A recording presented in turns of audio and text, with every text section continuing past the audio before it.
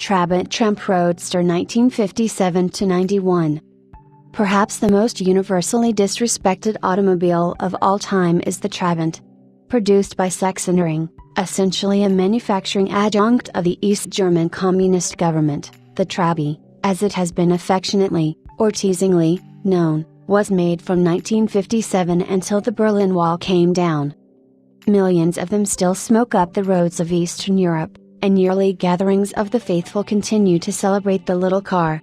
Over 3 million of the tiny two-cylinder cars were made at the factory in Zichu where Prewy Hork and Auto Union products were made. After the war, with East Germany solidly part of the communist sphere, production at the factory concentrated on essential trucks and tractors but soon included the little car that could. After all, even communists wanted and needed personal transportation. The two-stroke, air-cooled, 26-horsepower engine needs no valve train and has only 5 internal moving parts. Even though the political environment severely limited the resources that could be put into the design of the Trabant and its siblings, these were, after all, German engineers, and their product reflects the traditional Teutonic aptitude for making things work. Though the Trabant engendered much disrespect for being Spartan and smoky, its innovation and durability were admirable. Because steel was expensive and hard to get in East Germany, alternative materials were explored with which to produce various parts of the car. Bodies were made of Duraplast, a composite of cotton and other organic fibers bound by a resin, much like fiberglass but more suited to car bodies because it had less tendency to shrink. We could not substantiate the legend that soybean fibers were used, and, because rats like to chew the bodies, rat poison was incorporated into the product. Though preceded by other cars, the 57 P50 was the first to be called Trabant. The transverse, front-wheel drive setup predated the Mini, normally credited with pioneering this setup.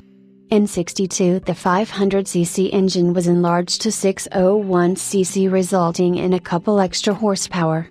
Not insignificant when one is considering horsepower ratings in the 20s. Unsophisticated to be sure, the Trabi was durable, simple and eminently repairable.